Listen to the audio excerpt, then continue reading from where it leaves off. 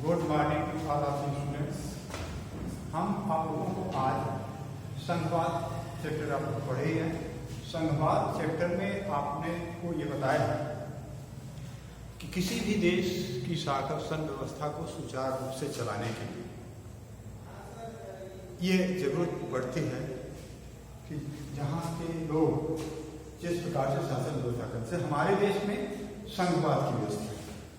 संघवाद क्या है?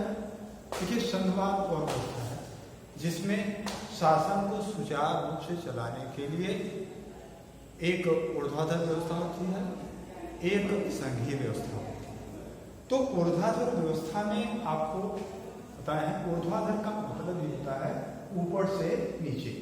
सबसे पहले होती है भारत सरकार, उसके बाद केंद्र सरकार, भारत सरकार ये केंद्र सरकार है, उसके बाद स्थानीय शासन या प्रांतीय शासन, फिर उसके बाद हमारा ये प्रांतीय शासन, फिर उसके नीचे होता है स्थानीय शासन जो ग्राम स्तर का शासन होता है।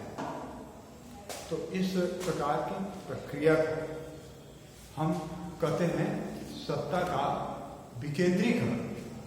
यानी सत्ता का विकेंद्रीकरण क्या है? जैसे एक जगह पर शासन व्यवस्था है, इस शासन व्यवस्था को 2-3 स्थानों पर डिवाइड कर दे रहे हैं। अब ये हो गया माने केंद्र का शासन। देखिए, दिल्ली में बैठी हुई सरकार पूरी शासन व्यवस्था को सुचारू रूप से नहीं चला सकती, क्योंकि उसे ये नहीं मालूम होगा कि असम में क्या हो रहा है, कर्नाटक में क्या हो रहा है, तमिलनाडु में क्या हो रहा है। इस प्रकार की शासन व्यवस्था को चलाने के लिए हमको चाहिए कि सत्ता का विकेंद्रीकरण किया जाए। सत्ता का विकेंद्रीकरण, सत्ता का विकेंद्रीकरण में आप देखेंगे कि 28 प्रांतों में हमारा देश बसा हुआ है और उसके अलावा 9 संघ शासित राज्य भी हैं।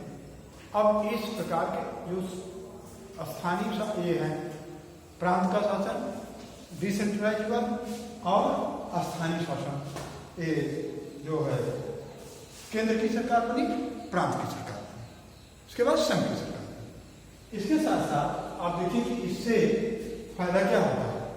फायदा होता है स्थानीय लोगों की बेहतर समझ। जो स्थानीय होते हैं उनको वहां के विषय में बड़ी अच्छी समझ होती है। अच्छी समझ ये होती है कि आज जैसे यहाँ पर सरकार है, दिल्ली में बैठी हुई सरकार हमारे देश, हमारे जंगली ग्रामीण इलाका के विषय में, भूप्रिय ज्ञान के विषय में नहीं समझ पाएगी कि यहाँ पर पैसे को किस प्रकार से इन्वेस्ट किया जाए। तो यहाँ पर इन्वेस्ट करने के लिए जो प्रांत में बैठी हुई सरकार है वह कंसल्ट करती है स्थानीय ग्राम स्तर के शासन व्यवस्था से। तो स्थानीय लोगों की बेहतर समझ होती है। सत्ता की विकेंद्रीकरण का सबसे अच्छा फायदा ये होता है। दूसरा फायदा ये होता है लोकतंत्र, लोगों की सीधी भागीदारी। लोगों की सीधी भागीदारी में आप देखेंगे कि लोगों, अब यहाँ के लोग भी, बाहर के लोग भी शासन में भाग लिया, स्थानीय लोगों ने भी शासन व्यवस्था को सुचारू रूप से चलाने के लिए भाग लिया। यहाँ पर भी लोकतंत्र की समझ आई, यहाँ के लोगों ने भी इसके विषय में समझा और समझ करके उसमें भाग लिया कि हमको किस प्रकार से पैसे की इन्वेस्ट किया जाए कि हमारे प्रांत का, हमारे एरिया का विकास हो। तो यहाँ के स्थानीय लोग भी उसमें जम करके भाग लिया। दूसरा फायदा और तीसरा फायदा होता है लोकतंत्र की नींव। लोकतंत्र की नींव क्या है? आप देखेंगे कि लोकतंत्र का मतलब होता है government of the people, by the people and for the people. Means of it is that कि जनता की सरकार, जनता के लिए सरकार, जनता पर सरकार। तो यहाँ के लोग भी लोकतंत्र में भाग लिया। भाग लेकर के लोकतंत्र की भागीदारी की समझ आई। एक प्रकार से उनको भी ये प्रशिक्षण हो जाता है कि लोकतंत्र में किस प्रकार से भाग लिया जाए। और चौथा फायदा होता है केंद्र सरकार के कार्यभार में कमी।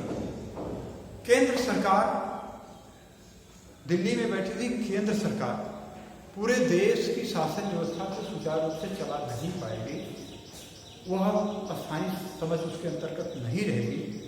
और इस शासन व्यवस्था को सुचारू रूप से चलाने के लिए जो केंद्र पर पड़ा हुआ भार होता है वह लोगों में डिवाइड हो जाता है और लोगों की सीधे